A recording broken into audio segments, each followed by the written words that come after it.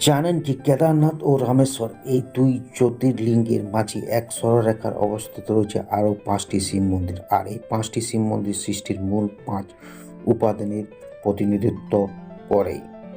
এই 5টি শিব মন্দির যাদের প্রতিনিধিত্ব করে সেই পঞ্চতত্ত্ব বা পঞ্চভূত হল ক্ষিতি, অপ, তেজ, মরুদ, ব্রহ্ম, অথবা সহজেই বলতে গেলে জল, বাতাস, আগুন, আকাশ ও মাটি।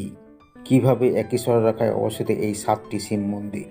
এই 7টি মন্দিরে প্রথম হলো একবার উত্তরে উত্তরাখণ্ডের কেদারনাথ, তারপরে তামিলনাড়ুর অরুণাচলেশ্বর, তিলাই নটরাজ, জম্বুকেশ্বর, একাম্বেশ্বরনাথ, অন্ধ্রপ্রদেশের শ্রীকলহস্তি শিব মন্দির এবং সর্বশেষ রামেশ্বর মন্দির।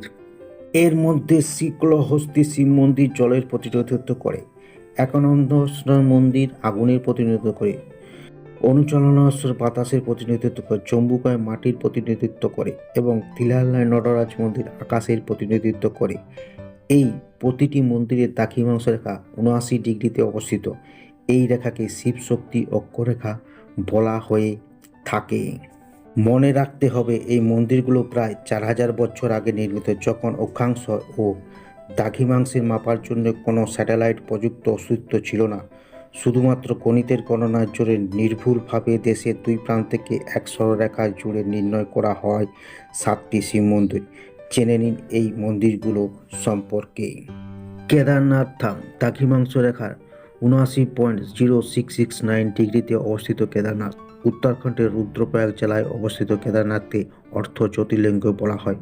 নেপালে পশুপতিকে এর বাকি অর্ধেক মনে করা হয়।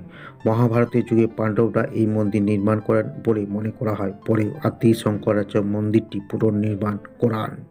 শ্রীকালহস্তি মন্দির অন্ধ্রপ্রদেশের চিতোরে অবস্থিত। এই মন্দির তিরুপতি থেকে 36 কিলোমিটার দূরে অবস্থিত। দ্রাঘিমাংশ রেখায় 79.6983 ডিগ্রিতে অবস্থিত এই মন্দির।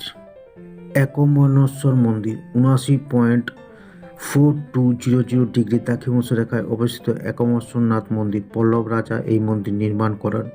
পরে চোল বংশ বিজয়নগর রাজা মন্দির উন্নয়ন করেন। এখানে জলের বদলে জুঁই ফুলের তেলের মহাদেবকে নিবেদন করা হয়। অরুণাচলেশ্বর মন্দির দ্রাঘিমাংশ রেখায় 79.0677 ডিগ্রিতে অবস্থিত। এই মন্দির নির্মাণ করেন চোল বংশীয় রাজারা। জম্বিকেশ্বর মন্দির 1800 বছর পুরনো। এই মন্দির গর্ভগৃহে দিয়ে জলের স্রোতে সবসময় প্রবাহিত হয়ে চলেছে। তিল্লায়ের নটরাজ মন্দির মহাদেবের নটরাজ রূপে পুজো করা হয় এখানে।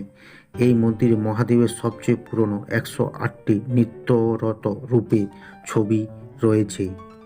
রামেশ্বর রামম জ্যোতির্লিঙ্গ সীতাকে উদ্ধার করার জন্য লঙ্কা অভিযানে যাওয়ার আগে স্বয়ং রামচন্দ্র নাকি এই মন্দির স্থাপন করেছেন। দ্বাদশ জ্যোতির্লিঙ্গ অন্যতম রামেশ্বর।